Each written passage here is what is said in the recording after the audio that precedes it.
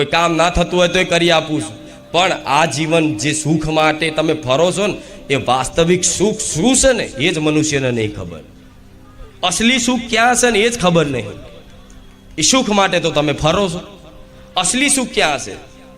તો કોઈ કહેશે પૈસા, અમે પૈસા નહીં, પૈસાવાળા થઈ જાય સુખી. કોઈ કે હું બીમાર છું, મારું શરીર તંદુરસ્ત થઈ જાય તો હું સુખી.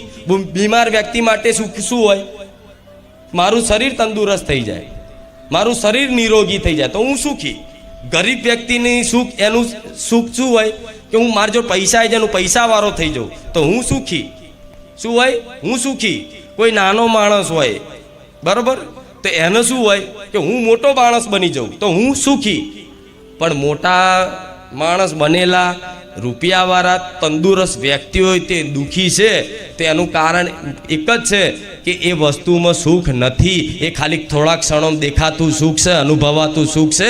અસલી સુખ તો ભક્તિમત છે. જો રૂપિયામાં સુખ હોત તો રૂપિયાવાળા સુખી જ રહેત ને. દર મંદિરોએ રૂપિયાવાળા જાત તો રૂપિયાવાળાની લાઈન થાય છે ને મંદિરોમાં, તો એમને તે દુઃખ તો છે જ. તંદુરસ્ત વ્યક્તિ હોય ને કે જેના શરીરમાં કોઈ રોગ નહીં, એ મંદિરોમાં લાઈનમાં ઊભો રહે છે ભગવાન માતાજીને કગરવા માટે, તો એને કંઈકનું કંઈક દુઃખ છે. એવી રીતે આ સંસારમાં તમામ વસ્તુ જેની જોડે હશે, આ સાંસારિક વસ્તુ એને પ્રાપ્ત કરી લીધી હશે, નામના, ઇજ્જત, રૂપિયા, ગાડી, બંગલા, બધુંય, છતાંય એનો દુઃખ છે. તેનું કારણ છે કે તમે સુખ માનો છો ને કે રૂપિયામાં છે, ગાડીમાં છે, માન સન્માનમાં છે, શરીર તંદુરસ્ત રહે એમાં છે. તો ના, એમાં સુખ હોત ને તો આ દર બધે ભટકતા લોકો દેખાતા ના હોત. પણ અસલી સુખ, અસલી આનંદ એ તમારી કુળદેવીની ભક્તિમાં અને મારા જેવી રોમવારી મેરડીની ભક્તિમાં જ છે. રામ અને મારા રામ નામમાં છે. સાચું ખોટું? આ તમારી માંગ કહું છું, અંદરની માંગ શું છે તમારી અંતર આત્માની માંગ. કેમ કે તમે માંગ છે તમારી અંદર. તમારો સ્વભાવ શું? માગવાનો. મંદિરમાં જાય નહીં એ પહેલા તો 10 અરજી, 10 રૂપિયા મંદિરમાં નાખ્યા ને 10 અરજી કરી હોય. જાણે પૈસાથી માતાજીને અરજી થતી હોય. 100 રૂપિયા નાખ્યા હોય તો 100 અરજી. સાચું ખોટું? મતલબ તમે બસ માતાજી આગળ તો આમ થઈ જાય, આ થઈ જાય તો સારું, આ થઈ જાય, બસ માતાજી આ કરી આલો, માતાજી આ કરી આલો, માતાજી આ કરી આલો. તો લો એ 10 અરજી તમારી પૂરી કરી દો ને તો આવતા રવિવારે તમે 20 અરજી લઈને આવો કે નહીં? અને એ 20 પૂરી કરી આલો તો આવતા રવિવારે 50 અરજી લઈને આવો. કદાચ આશીર્વાદથી 50 અરજી પૂરી કરી આલું તો આવતા રવિવાર માણસ 100 અરજી લઈને આવે, આખા પરિવારની, કુટુંબની અને સગાવાળાની, કે મારું તો સારું થયું પણ આ બાજુવાળો બચારો બહુ દુઃખી છે, એના કેન્સરથી એને મટાડી દેજે, એને મટી જાય. મારી અમારા માસીને લખવો થઈ જશે, એને મટાડી દેજે. આખા ગામનું, તમારા આખા ગામનું ભલું કરી દો ને તો તમે આખા જિલ્લાનું લઈને આવો. મનુષ્યનો સ્વભાવ આવો છે, માગવાનું, બસ માગવાનું. એવું જ છે ને? તમારી અંતરાત્મામાં પૂછો, બસ માગ જ કરવાનું. એટલે કોક દાડો તો વગર માગે આવો એમને તો માને વાલું લાગે. રોજ તમારા ઘરના આંગણે કોક આવીને ઊભો રહી જાય, આપો ને કંઈક, આપો ને. તમે દયાવાન સજ્જન વ્યક્તિ હોય તો એને કંઈક આપો તે, પણ રોજ આવીને માગ કરો તો આલવા વાળાને થાય કે આને શું કહેવું? સાચું ખોટું? અને જેની જોડે તમે માગવા જાઓ છો એની જોડે સુખ, સંપત્તિ, વૈભવ, આખા સંસારનું તમામ સુખ, સંપત્તિ, વૈભવ એના શરણોમ છે. જેની જોડે તમે માગવા જાઓ છો માતાજી ભગવાન, એની જોડે આખું ભંડાર છે, કે સંપત્તિનો ભંડાર છે, સુખનો ભંડાર છે. તો એવી માતાની આગળ તમે આટલું માગો, આટલું મતલબ આ નોકરી બની જાય, આ મળી જાય, માથું દુખે મારી આ કામ સારું થઈ જાય, મારી આ થઈ જાય, મારી લોન થઈ જાય, મારી પેલો 5000 રૂપિયા હાલતો નહીં એ આવી જાય. એ તો થઈ જશે. તમે ઉપાસના કરી છે, તમે રવિવાર ભર્યા છે, તમે ભાવ ભક્તિથી કંઈક બી શ્રીફળ ચુંદડી અગરબત્તી અર્પણ કર્યું છે, 2 અગરબત્તી માતાજી નામથી ફેરવી છે, 5 કિલો ચકલાન ચણાઈ તમે માતાજી નામથી ક્યાંક નાખ્યા છે, તો એના બદલામાં તમારું કામ તો થઈ જશે. પણ શું કાયમ માટે આ જ માગ કરશો? મારે શું આપવું છે તમને હજુ એની કલ્પના એ નહીં. હું એ કહું છું, મારે શું આપવું છે એની હજુ વિચાર એ નહીં કર્યો જીવનમાં. એટલું બધું આપી દેવું, એટલું બધું આપી દેવું છે કે જીવનમાં કોઈ માગ જ ના રહે. માતાજી સામેથી પ્રસન્ન થઈને એમ કે બોલ દીકરા, આજુ રોમવારી ખુખાર મેલડી તારી ભક્તિથી પ્રસન્ન થઈને આવી છું. બોલ આજ તું માગે આલું, આજ તું માગે આપું. તો એ મારા ભક્તના મુખેથી એમ નીકળે કે માં મારે કશું જોઈતું નહીં, મને તો તારી ભક્તિ તારા શરણ જોઈએ છે. એનું નામ અસલી સુખ, એનું નામ અસલ સુખ. પણ અત્યારે તો ખાલી ખાલી તો એવું કહી દે માણસ, માડી મારે કશું જોઈતું નથી, અને ઘેર જાય એટલે તરત પાછું ચાલુ ને ચાલુ. છતાંય મને ખબર છે કે મનુષ્યને એકદમ બદલાવ નહીં થાય. પણ ક્યાં સુધી માગ કરશો? માગશો ને તો આટલું મળશે. જેટલું માગ્યું છે એટલું જ મળશે, જેટલું માગ્યું છે એટલું જ મળશે.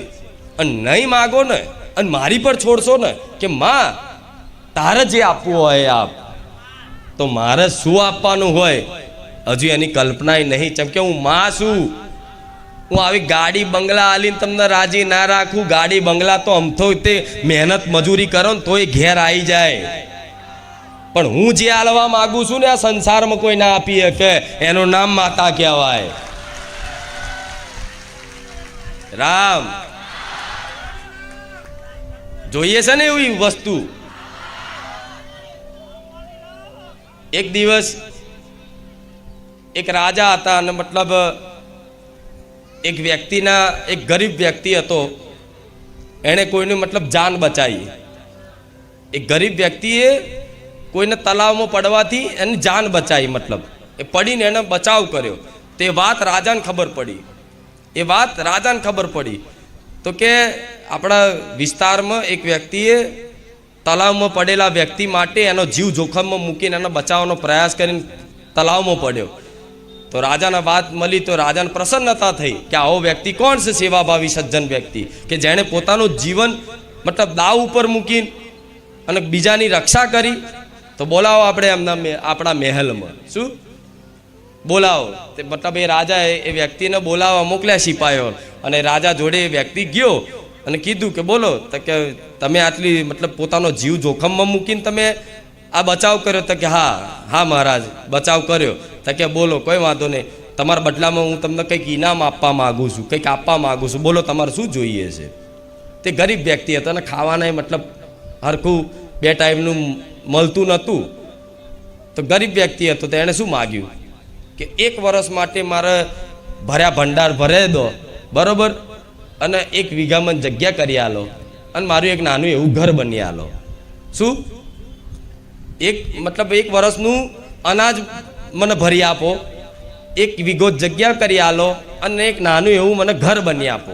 કેમ કે ગરીબ વ્યક્તિ હતો, એની જોડે મતલબ ખાવાના હરખા નહોતા, રહેવા માટે ઘરે નહોતું. રાજાએ કીધું, તેણે માગી લીધું.